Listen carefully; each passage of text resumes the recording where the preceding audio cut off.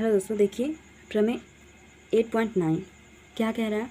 किसी त्रिभुज की एक भुजा के मध्य बिंदु से दूसरी भुजा के समांतर खींची गई रेखा तीसरी भुजा को समद्विभाजित करती है। ठीक है, यानी कि त्रिभुज ए बी सी में, ठीक है, त्रिभुज ए बी सी में एक भुजा हमारा ए बी है, उसका मध्य बिंदु क्या है ई, ठीक है, तथा जो हमारा ई एफ है वो समांतर है बी सी के। ये चीज़ हमें दिया है। हमें प्रूफ करना है कि जो ए सी है इसका मध्य बिंदु एफ है, यानी ए एफ बराबर एफ सी के। ये हमें प्रूफ करके दिखाना है। तो देखिए प्रमेय 8.9 में क्या है कि किसी त्रिभुज की भुजा के मध्य बिंदु से, ठीक है, तो देखिए इसका हमने फिगर बना लिया है।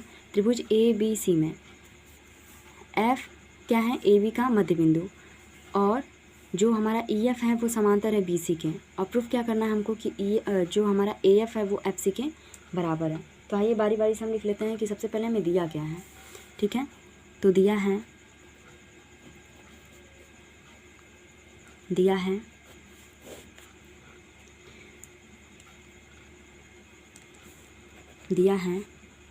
त्रिभुज ए बी सी में ए बराबर है ई बी के।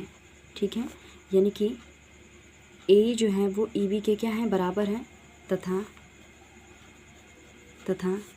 जो ई एफ हमारा है वो समांतर है बी सी के। यानी कि ये जो ई एफ लाइन है वो बी सी के क्या है, समांतर है। क्या हमें प्रूफ क्या करना है, तो सिद्ध करना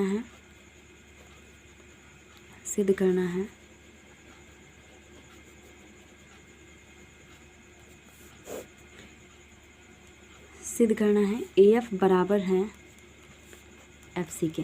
ठीक है, यानी कि ए एफ जो है वो एफ सी के बराबर है।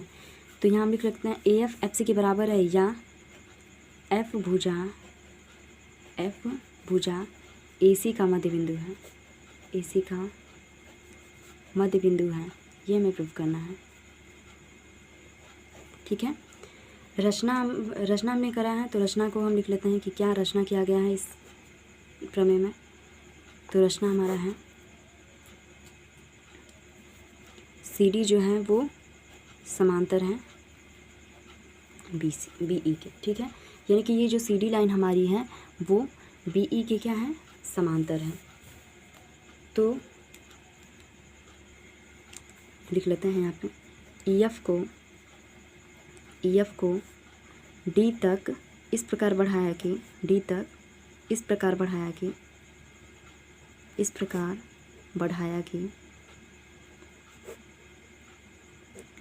बढ़ाया कि जो हमारा ये सी एम है, इस प्रकार बढ़ाया कि सी एम जो है वो पैरेलल हो जाए बी ए के। तो जब सी एम जो होगा वो बी ए के पैरेलल है, तो इसका सी डी जो होगा वो बी ई के पैरेलल हो जाएगा, यानी C D parallel to B E के रचना से। ठीक है, तो आइए प्रमाण इसे हम प्रूफ करते हैं। तो सबसे पहला प्रमाण में हमने क्या लिया, तो देखिए यहाँ पे हमारा बी ई जो है ये समांतर है सी डी के। ठीक है, ये किससे हमने लिया, रचना से, ये रचना से हमारा है। और ई डी जो है वो समांतर है बी सी के। ये चीज़ हमें क्या है, दिया है। ठीक है, ई डी जो है वो बी सी के क्या है, समांतर है। देखिए यहाँ पे दिया है कैसे, ई एफ जो है वो बी सी के समांतर है, तो ई एफ का ही बढ़ा हुआ लाइन क्या है हमारा, ई डी है। तो ई डी जो हो गया वो बी सी के क्या हो गया, समांतर हो गया। ठीक है, अतः इस प्रकार ये क्या हो जाएगा, ई बी सी डी। देखिए यहाँ पे ई बी सी डी एक समांतर चतुर्भुज है, एक समांतर चतुर्भुज है।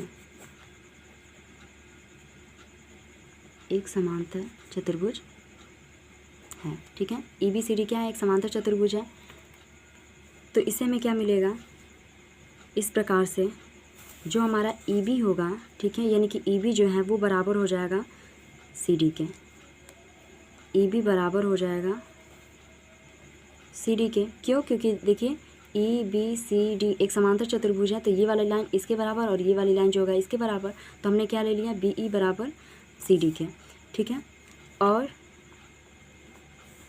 तथा जो हमारा ई बी होगा वो बराबर है ए ई के। ये चीज़ हमें क्या है, दिया है। ठीक है, यानी कि ई बी जो है हमारा वो ए ई के बराबर है, और यहाँ पे अभी हमने क्या प्रूव किया, बी ई जो है वो सी डी के बराबर है। तो जब ई बी ए ई के बराबर है तो यहाँ हम क्या कह सकते हैं कि जो हमारा ई ए है या फिर ए ई है वो बराबर हो जाएगा सी डी के। इसे हम बना के रखे रहते हैं इक्वेशन नंबर फर्स्ट। ठीक है, अब हम त्रिभुज लेते हैं, त्रिभुज ए बी सी। अब हम लेते हैं त्रिभुज ए ई एफ तथा त्रिभुज सी डी एफ में। ठीक है, देखिए फिगर में कैसे, यानी कि हमने लिया है ए ई एफ तथा त्रिभुज सी डी एफ में क्या मिला हमको, ए एफ बराबर है सी डी के। ठीक है, और ये वाला कोड जो हो जाएगा बराबर हो जाएगा इसके शीर्षाभिमुख कोड से, और ये वाला कोड जो होगा वो बराबर हो जाएगा इस कोड के। ठीक है, किस बेस पे, एकांतर कोड पे। तो आइए हम करते हैं यहाँ पे। सबसे पहले इसमें क्या हम ले लेंगे, दिया हमको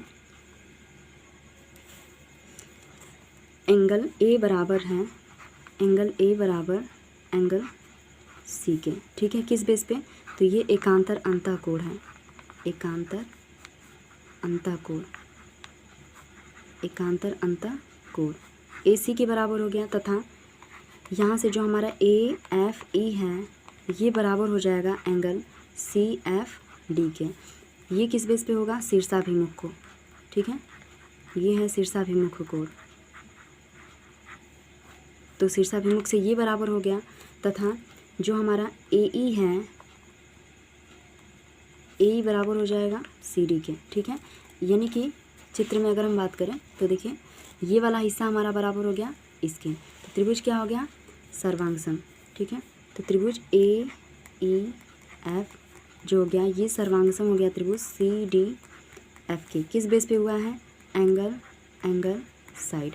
ठीक है, एंगल साइड से त्रिभुज क्या हो गया, सर्वांगसम। अतः हम क्या कह सकते हैं, अतः ए एफ जो है ये बराबर हो गया सी एफ के। ठीक है, ए एफ बराबर सी एफ के, किस बेस पे, by C P C T. C P C T से हमने क्या प्रूफ कर दिया कि जो हमारा ए एफ साइड है वो सी एफ के बराबर है। तो देखिए ए एफ और सी एफ कब बराबर होगा फिगर में, यानी हमने प्रूफ किया कि ए एफ जो है वो सी एफ के बराबर है। तो ए एफ सी एफ के बराबर कब होगा, जब एफ जो होगा ए सी का मध्य बिंदु होगा। अतः हम क्या कह सकते हैं, इस प्रकार एफ जो है वो ए सी का मध्य बिंदु है, ए सी का मध्य बिंदु है। बस यही हमें प्रूफ करना था। तो क्या हो गया कि ए एफ बराबर सी एफ।